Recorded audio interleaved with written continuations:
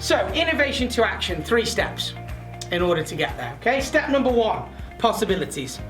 So, that is the first step. In order for you to achieve something, let's assume, in fact, what did you say, £16 million project, I think Tony was talking about. So we know what the goal is. The goal is the project. You might define some more parameters around it, and then you get into the question, so how are we going to deliver it? Okay, so it's a great example. Well, the first place that we start is possibilities. Instead of how are we going to deliver it, it's how could we possibly deliver it. So it's a little mindset shift.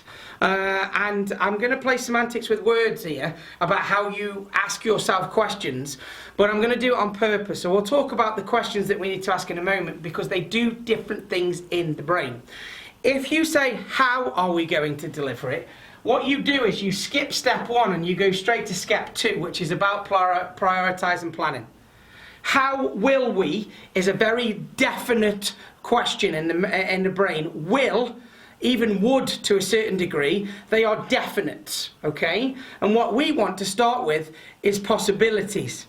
So we want ideas and then priorities, not priorities and then have to try and come up with some ideas. It doesn't work that way round, okay? So this will all become clear as we go through the system. So stage 1, new ideas, new thinking, possibilities. Possibility thinking, creative thinking, whatever you want to call it. Step number 2, you take those possibilities and you prioritize them and plan them. And step number 3 is you then go and action the plan.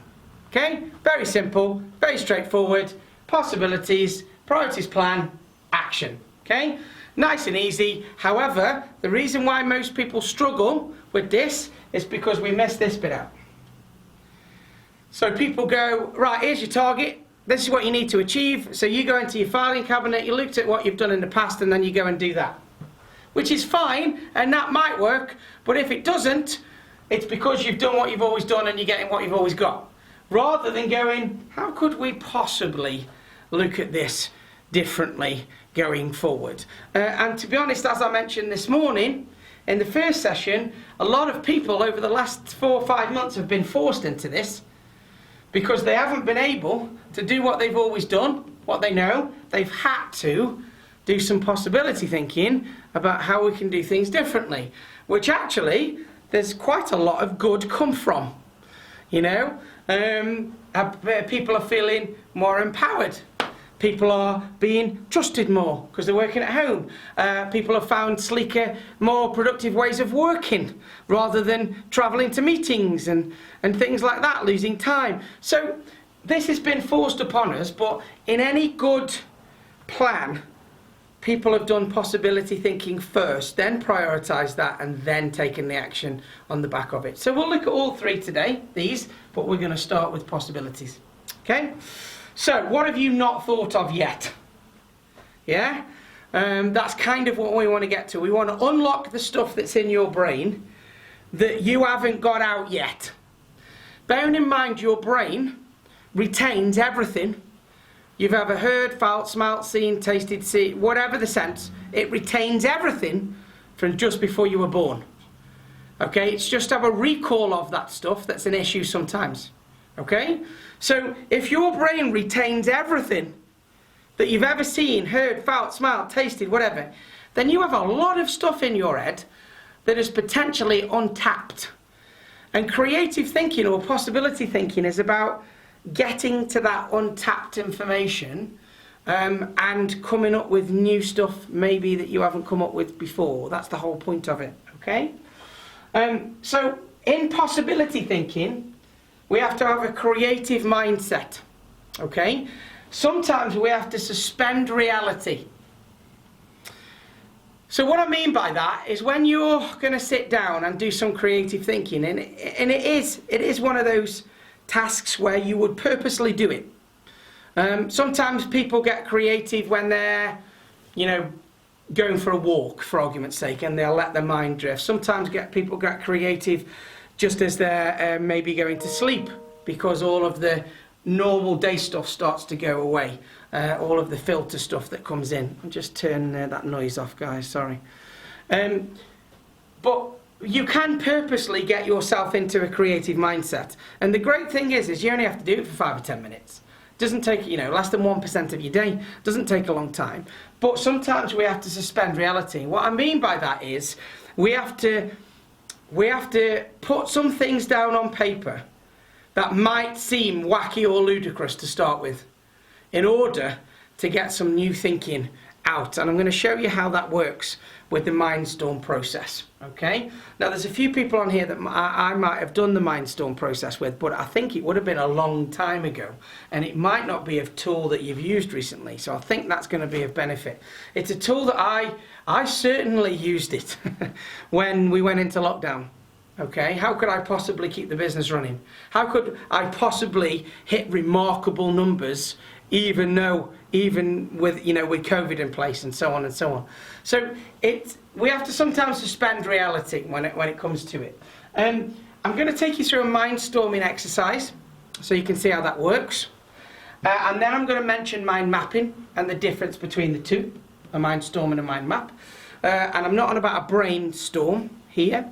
A good old brainstorm, what you will know as a brainstorm, is where you get in a room and there's a number of you, and somebody like me stands up at a flip chart with a big pen and starts saying, right, what ideas have you got? And we start going around the room giving ideas. Now that's what you would call an old-fashioned brainstorm. It works to a degree, but there are some issues with that. The first thing is it actually sometimes works against you. It stifles ideas, which is obviously not what you want to do when you're trying to get ideas. Why does it stifle ideas, I hear you ask?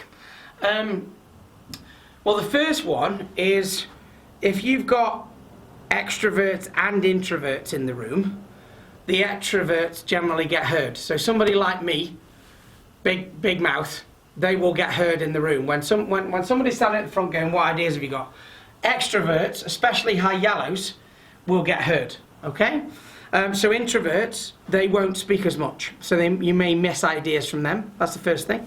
The second thing is, if you're going around the room, you get something called groupthink that happens. So somebody says something that opens kind of a new line of thinking, which is great, but then the next person follows them down that line, and the next person follows them down the line, and all of a sudden you're segued into one line of thinking, and it's called groupthink. So sometimes that can derail the situation. And the third thing is when you're asking the questions, how can we achieve this? What ideas have we got? Somebody says something, an idea, and immediately the idea gets debated at that point. I'm sure you've all sat in these sessions before where this has happened to you. So you've been in a session, you've gone, right, okay, so the target is £16 million piece of work, okay. The target is to deliver this, yeah. So the question is, how can we do it? Yeah, rather than how could we do it, but we'll come on to that in a moment, right? How can we do it? Throw your ideas out, yeah? And somebody goes, well, we could do this.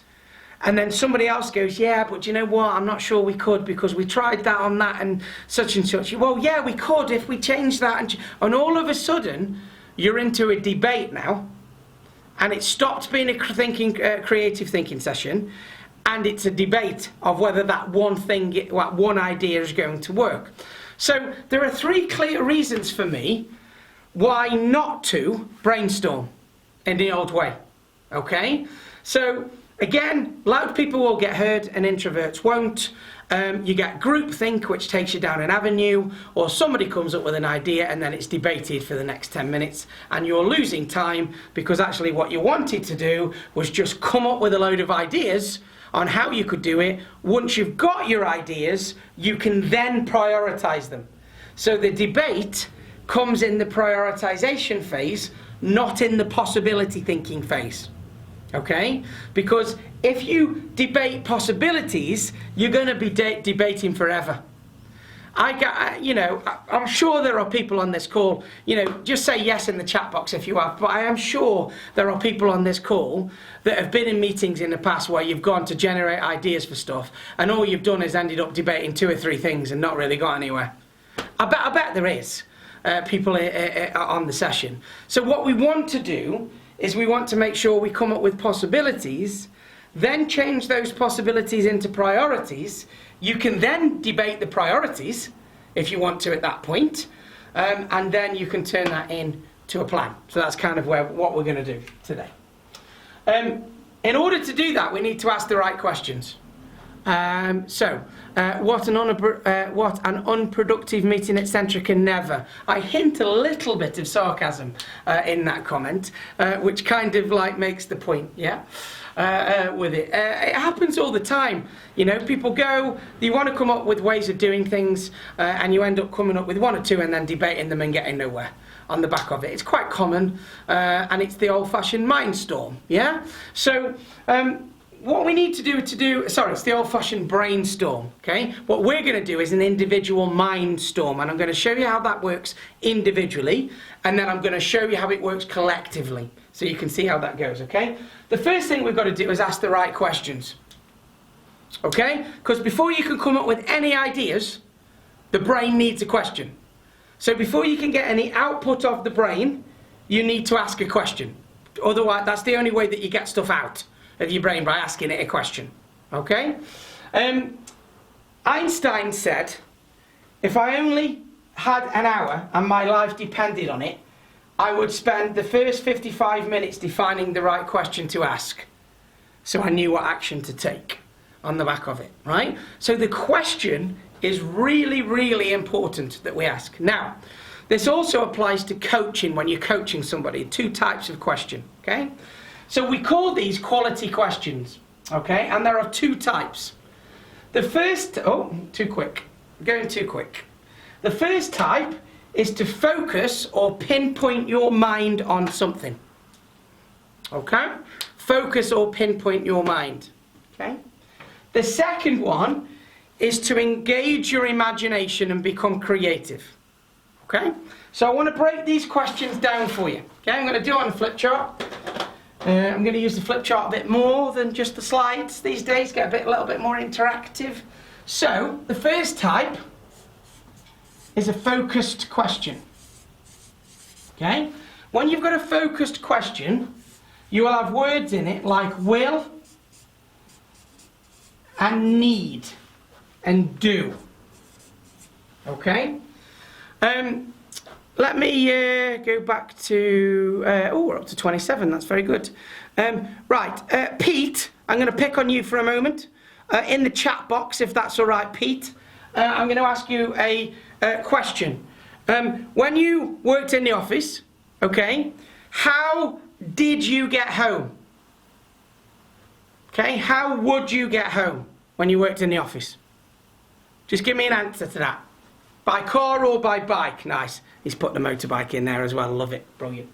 Yeah? So the question was very, very focused. How will you get home? How would you get home? You could say the word would instead of will. How did you get home? It's a very, very focused question. Okay? How will you get home? How would you get home? How did you get home? What it does is it focuses the mind into one answer. Or maybe 2, as Pete's given us, yeah? But no more than that. That'd be it. Okay? So that's what we would class as a focused question. And focused questions, they have their place when you're prioritising, but they're not very good at creative thinking. Okay? So if you get people in a room and go, how will we fix this? The word will is a focused word. So what that does is it narrows people down to maybe 1 or 2 answers like Pete's just given us there, okay? So we don't want to use the focus question when we're trying to generate ideas. What we want to use is an engagement question, a creative question, whatever you want to call it, okay? So if I put creative here. Now, these questions have words like could, might, and possibly in there. Okay? So, Pete, I'm going to ask you another question, but everybody else that's on the call, I would like you to help Pete answer this question. Now, bearing in mind, anything goes, just to suspend reality for a moment, okay? Pete, when you were working in the office, or are in the future working in the office, how could you possibly get home? So notice the question, how could you possibly get home? Now, anybody can do this. Now, like Pete's already ahead of the game here. Yeah? Fly, run, swim, walk, cycle, walk. Eddie's put fly. Okay? Keep going, guys. How could Pete possibly get home from work? Hoverboard, Mick, like it. I love it. Bring it. Some of you will be thinking these are silly. Don't worry. Thumb a lift. Right. Okay, Tallyport, nice, hop, brilliant, unicycle, lovely, now we're getting there, right? Heelys, I love it, brilliant. Now, stop where you are for a moment, right? Something has just happened, he would skip. Something has just happened during that process. First of all, you'll notice straight away there's lots of answers, rather than one or two. Okay, so the fact that we said could and possibly in the question engages people's imaginations and it comes up. Now, if we take Pete's answers out the equation for the moment, because Pete knew what was coming as well, right?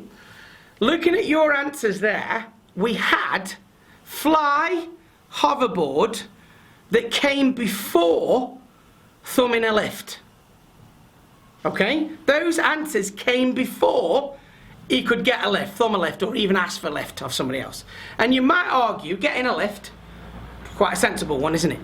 But what the brain is doing here is getting rid of some ideas to get to some new ideas. That's the way the brain works. Your brain's like when it comes into thinking, it's like a hopper, okay? And albeit Mick has put Heelys at the bottom there, well, it's a possibility.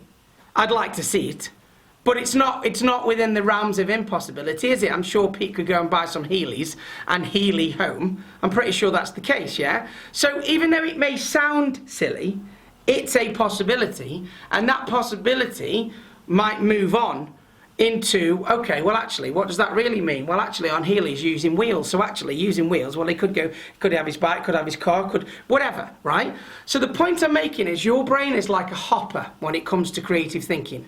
You have an idea, you write it down, and this is why we're going to write some down in a moment. You have an idea, write it down, you slot another one in. You have an idea, you write it down, you slot another one in. You have an idea, you write it down, you slot another one in. That's how your brain works, but you have to do it at speed for it to work properly.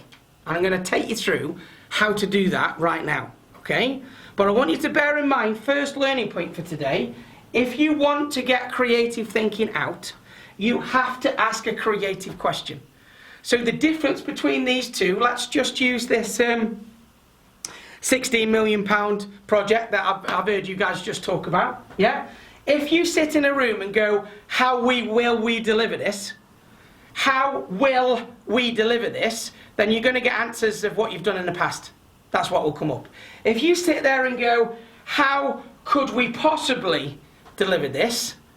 Then you're probably going to get more answers out of people and you're going to get a better creative thinking on the way. Now don't get me wrong, there'll be some stuff in there that you've done before. That's fine. But there might be some new stuff that you haven't come across before. Okay? You guys are having to deliver your business in a different way now than you did 6 months ago. And the reason that you got there is because you were forced into some possibility thinking. Okay? Albeit, I do say this not to give any of you senior guys a pat on the back or a big head, but you guys were quite forward thinking where you could see this coming. Obviously you had your Italy connection as well, and you started going, you know, I remember Pete phoning me 2 weeks before lockdown going, John, how are you handling this? What are you doing with this? What preparations are you putting in place? So the possibility thinking started a few weeks prior to lockdown, whereas actually if we hadn't have had lockdown, we'd still be doing what we've always done, if that makes sense. So this is why it's so important. So, learning point number 1, if you want creative thinking, ask a creative question. It's got to have words like could, might, or possibly in there, okay? So, now what we're going to do is an actual mindstorm. I'm going to take you through this process, okay? So, what I want you to do is this. I want you to all get a piece of paper and a pen, if you haven't already got one, by your side, okay? What you're going to need for this is a 5-minute exercise, 300 seconds, no more than that, okay?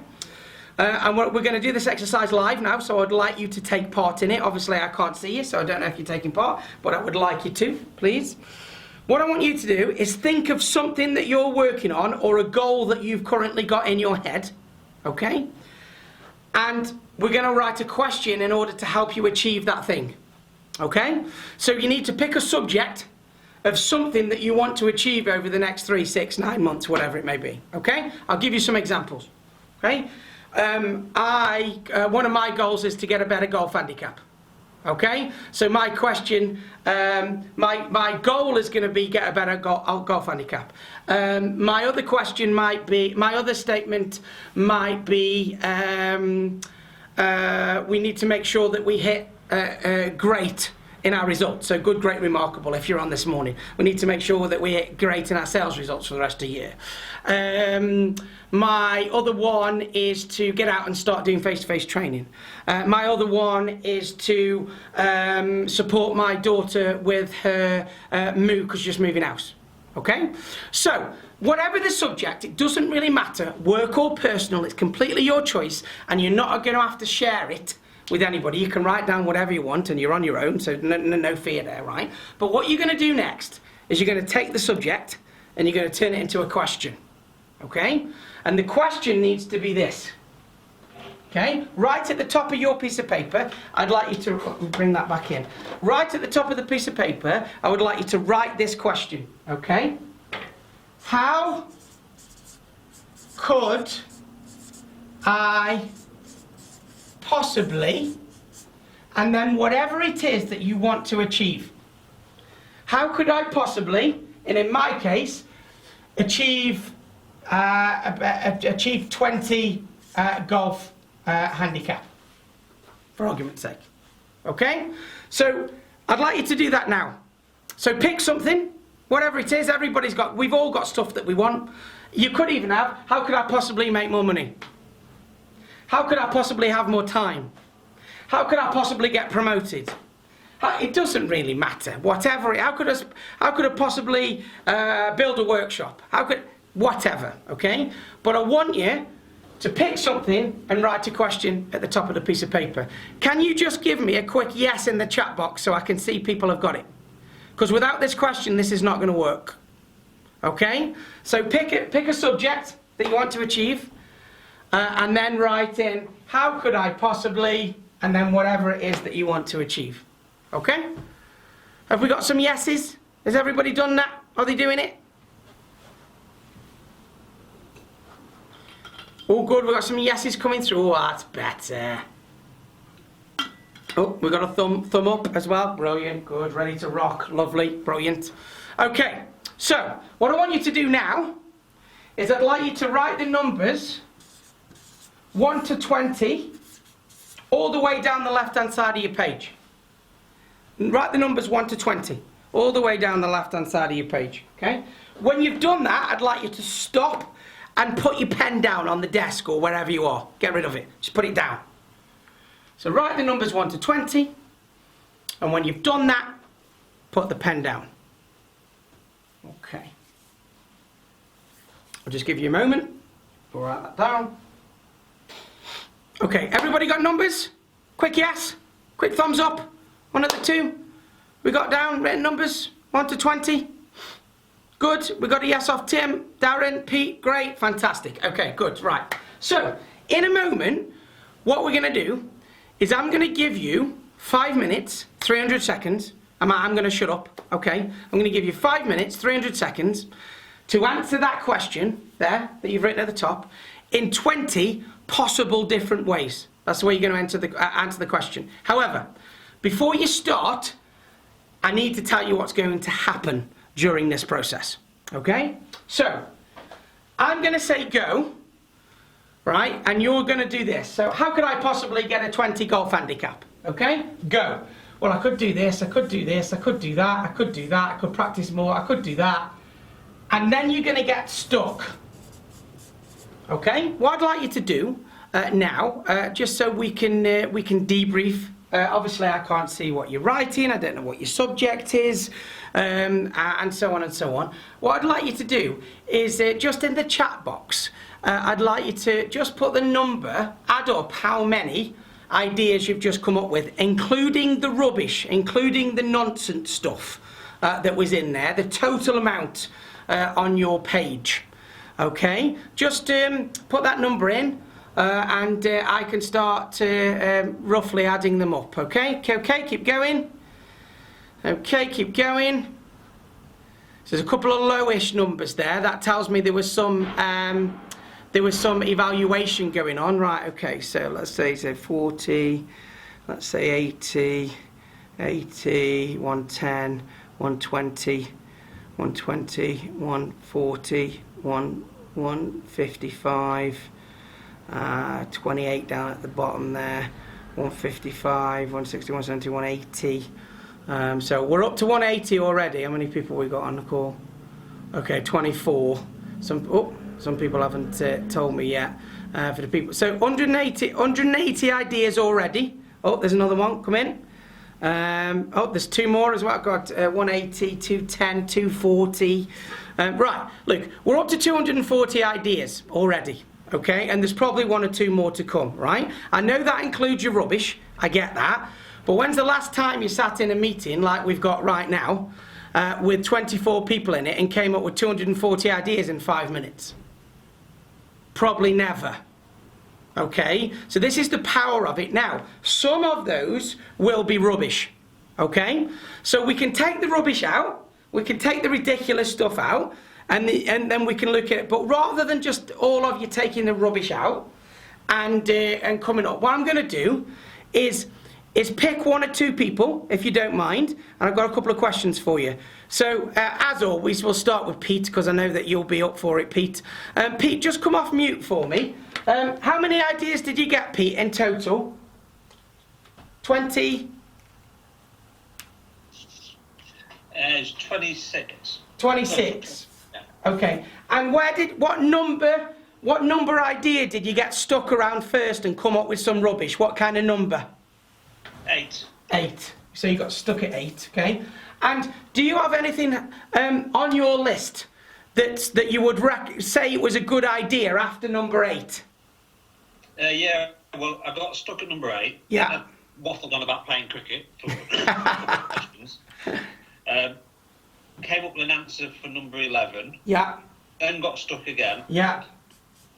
But then suddenly I had a flurry of after 11. Good ones. Fantastic. Now, what that does, so I'm going to ask everybody to do this now. What that does is just proves that this works. Because what happened was Pete started thinking at number 1, he got stuck at number 8 and wrote some cricket down. Then he got to number 11 and had a good idea, got stuck again, and then had a flurry of new ideas towards the end. So that tells us that actually getting stuck is quite useful. So what I'd like you to all do now for me is take a different colour pen or a highlighter, and I want you to go down your list, go down that list that you've got, and I want you to tick or highlight the good ideas on that list. The good ones, only the good ones. So lose the rubbish and go down that list and tick and highlight your good ones. I'll give you a moment to do that, and then I'm going to ask somebody else to see whether this has worked for them. Okay, so just go down your list, highlight the good ideas, okay? Highlight the good ideas only. Okay? Get rid of the rubbish. And there. Okay, just give you another 30 seconds to do that. Down your list, tick, highlight all the good ideas. Okay. Okay. At random then, let's see. I'll take a bit of a lower number this time. Aaron, are you there? Do you mind coming off mute? Aaron, you had 23 ideas in total, is that correct? Yeah, that's correct. Yeah, and what number did you get stuck around first? I've actually got stuck around about 4 or 5. Okay, so 4 or 5.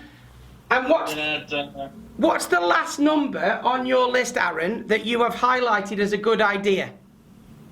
19. Okay, so again, it's worked in the same way. Aaron got stuck here, but number 19 is a good idea. If you haven't worked out already how this is working, by getting stuck and writing down whatever is in your head, you release more ideas, and number 19 for Aaron is a good one. Number 26 or further down for Pete were good ones. Now, if I'd have said to Pete and Aaron, Pete, give us your top 4 or 5 ideas, will you, of how we can do that? There's no way we would have got to number 19 or number 26. Just wouldn't work that way. Let's pick another one. John Hyde. Do you mind coming off mute, John? I think you had 22 in total. Hi, John. Yeah. Hi, John. 22 in total. What number did you get stuck around first, John? It was actually 7. I 7? I started scribbling a bit, yeah. Yeah. And what's the last number on your list that you've highlighted as a good idea? About 18. 18. Thank you, John. Appreciate that. So again, guys, and I haven't set this up, guys. I didn't speak to Aaron and Pete and John and say, oh, we're going to do this exercise, let's set it up. What you will probably find when you look down your list, ladies and gentlemen, is the fact that you've come up with some stuff, you've got some rubbish, and then you've got some great ideas at the bottom of your list. This is how a Mindstorm works and why it is so brilliant, and the fact that it took you 5 minutes. And some people got 30 odd answers. 30 odd answers in 5 minutes. Now, even I worked out 240 ideas on what you've told me in 5 minutes, okay? Bear that in mind. Let's take half out for rubbish, okay? So let's say 120 of those 240 are all crap ideas. It won't be that many, but let's take half. When's the last time you sat in a meeting and generated 120 ideas in 5 minutes in a meeting? Again, probably never. And the reason why is because we did the old-fashioned brainstorm rather than a Mindstorm. Now, there was 1 or 2 of you that had lower numbers. Okay? That's okay. Don't beat yourself up. It might be the first time you've done this, and it does take a little bit of practice to stop evaluating as you go. Because what everybody's got now is if you've got 30 possibilities, and then you've just highlighted the priorities, let's say worst case that gives you 15 priorities, you can take those priorities and plan. Whereas if you've only got 7 or 8 answers, that's only going to give you maybe 3 or 4 if you've got some rubbish in there. What I would suggest is if you've got lower numbers, put it away, go back to it and do it again. Because if you've got low numbers during that, bearing in mind 5 minutes is 300 seconds. Well, you focus on 7 things at once, on average every 7 seconds. So we know that your brain can work quicker than 10 or 20 answers in 5 minutes, because they're always going. The trick is to allow our brains to do it by not evaluating. So if you were doing this, I could do that, I could do, no, I can't, that, oh, I don't know about that, or I could do that, oh, now I'm stuck, I can't think. If you actually write down, I can't think, I'm stuck, and then reread the question, it opens the imagination again. So if you've got low numbers, don't beat yourself up. It's a practice thing, yeah? I aim for 40 answers now when I do mine. Why? Because I've got people on this call that are already hitting 30, and I teach this. Guess what I did just as lockdown happened? Blank piece of paper. How could I possibly keep the business running and achieve the targets in the coming months? 40 answers. Some of them were crap. Took the crap ones out. It left me with 20 odd priorities of what I could do. I took those priorities and put them into a plan. Okay? That's what a Mindstorm is. Yeah? Just give me a bit of an indication if you like that tool. Because sometimes people, this is a tool that people think, this is absolutely brilliant. Yeah, it takes 5 minutes, 300 seconds. Yeah, all you've got to do is sit down and ask the right question, come up with loads of ideas, come up with some rubbish at the same time. Don't let your brain stop you from doing that. Yeah, and then you've got a load a load of stuff to go at. Okay, so that's what a Mindstorm would be, and I'll guarantee you, when you get up into the 20s, you will have some rubbish. Yeah, and some of your good ideas will start to come along the bottom. And I'm going to give you an example, a real life example of where this happened. I was doing a speech. I was talking about creative thinking. I wasn't teaching it like this, but I was talking about it. And a lady came up to me on the break, quite forcefully, and kind of pointed at me and said, you need to help me. And I said, oh, right. She said, I've tried everything to sell my house, and you're saying that I've got the ideas in here, I can't sell my house. I said, okay, but I'm going to talk about a Mindstorm in the next part of the speech. Come and see me afterwards, we'll have a chat. So she came, so I explained how to do this, but we didn't do it because it was a speech. And she came, I had a cup of coffee with her, and she said, I've tried everything to sell my house. And I went, okay, right, I'll help you, no problem. What are the top 20 things you've done to sell your house? Now, what do you think the answer was I got? She said she's tried everything to sell a house, and I sat down and went, tell me the top 20 things you've done to sell your house. What do you think the answer was I got at that point? Hazard a guess. Somebody put in a chat box. What do you think? I said, what are the top 20 things you've done? Tell me the top 20 things you've done. What do you think she said? Nobody's putting in. I talked to an estate agent, Christine. You're absolutely right. In fact, what she said is, I haven't done 20 things. I said, okay, no worries, no worries. What are the top 10 things you've done? I haven't done 10. What are the top 5 things you've done? I haven't done. What have you done?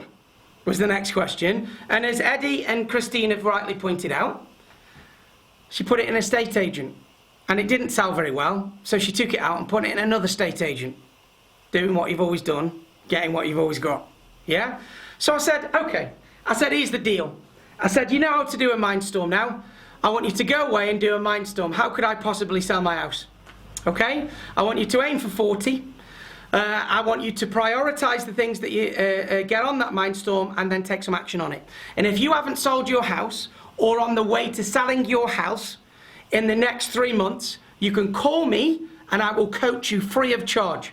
But I want to see some evidence that you've done a Mindstorm and you've taken some action. Okay? Brilliant, brilliant, John. Yeah, great, fantastic. So off she goes. This was on a Wednesday night. She said, I'll send you the Mindstorm by Friday. Brilliant. Friday came and went. I didn't get it.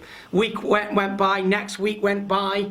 3rd week. And I'm sitting in the office and I get a phone call.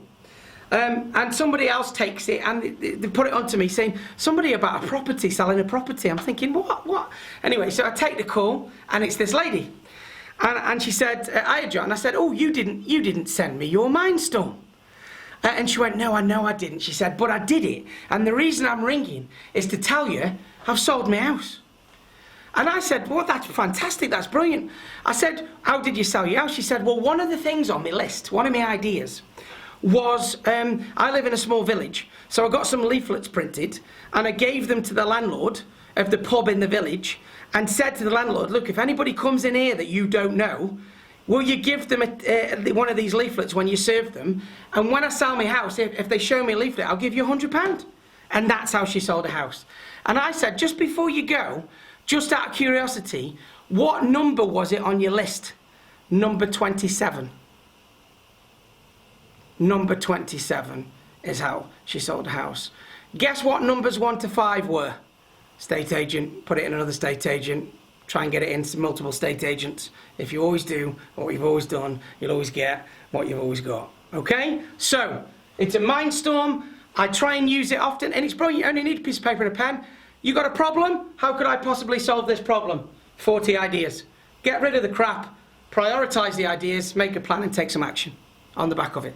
So I hope you enjoyed that little tool. You've got that physical tool that you can take away now. You can do it anywhere with anything. Okay? I use it 2 or 3 times a week. And I absolutely love it. And in fact, sometimes I come up with more ideas than I need. And that's a little bit confusing then as well. But I'd rather have that than none on the back of it. Okay? So, once we've Mindstormed, you could mind map instead. Okay? Now, for anybody that wants any information on mind mapping, if you go Google Tony Buzan, B-U-Z-A-N, Tony Buzan, he's the guy that coined mind mapping. Okay? Mind mapping is exactly the same process as a Mindstorm, but you're not doing it in a linear map fashion, you're doing it in a mapping fashion. And I'll just move this out of the way. As you can see, there's an example where your thinking just takes off in different areas, okay? That's what a mind map is designed to do as well. So if you're more of a pictorial person than a list person, then you could use exactly the same technique on a mind map.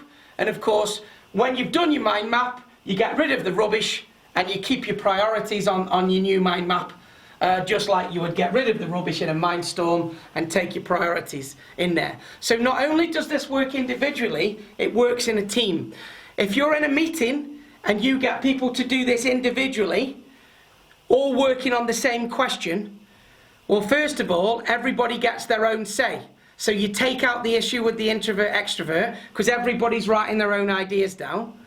If you want to take your own rubbish out afterwards, fine. Then you can bring the priorities together and you can evaluate the priorities rather than the possibilities, which is what I was saying in the first place.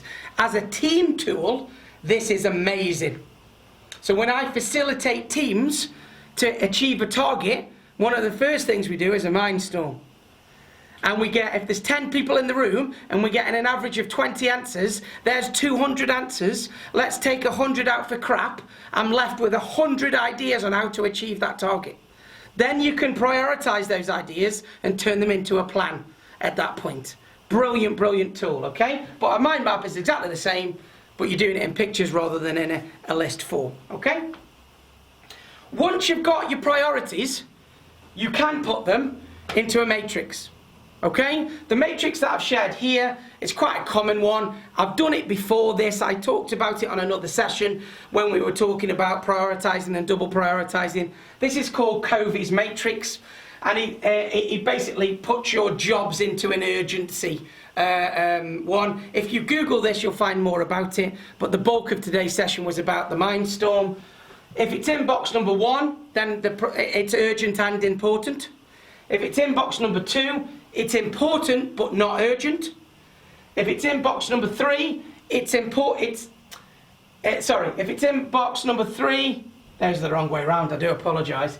If it's in box, that should be number 3. If it's in box number 3, it's urgent but not important. And if it's in box number 4, that should say, wow, that's completely the wrong way around. Then it's not important and not urgent. So you could question why it's on the list. But if you want some prioritization tools, just Google Covey and you'll find those that you want. But prioritization normally isn't the problem in business. It's the creativity of the new ways of doing things that's the issue, which is why I spent the bulk of the session on that. Okay?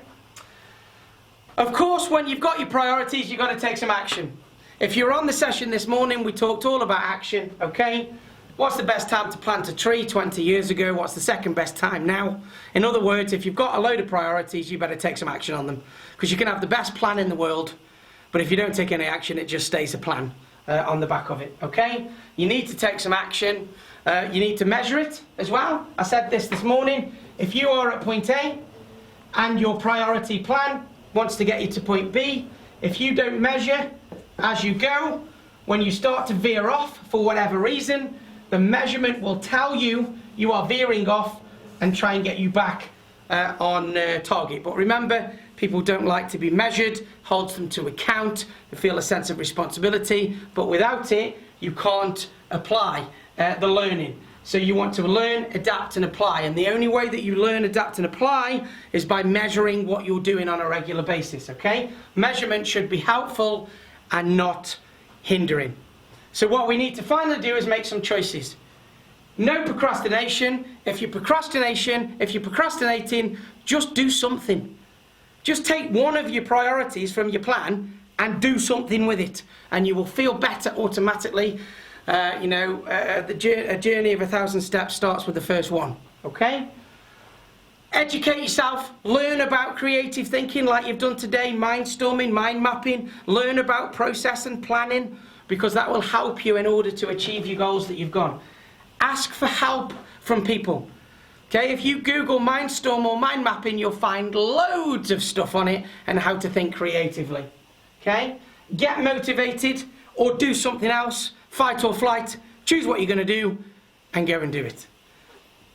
And then choose how much time you're going to spend on it, because you only have a allotted amount of time to be able to do it. And that brings us to the end of the hour. I hope you've enjoyed that.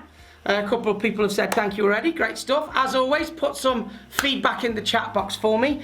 And please let me know if you're using the Mindstorm tool, because it's such an instant tool. It's a great tool. 5 minutes, that's it. Creative thinking. 5 minutes, pen, paper, job done. See it through, put a plan in place. I will see you all next week. Have a great week. You know where I am. And I will get some more videos uploaded onto your YouTube channel, and we'll get an email put out. But it's bye for now. Bye-bye.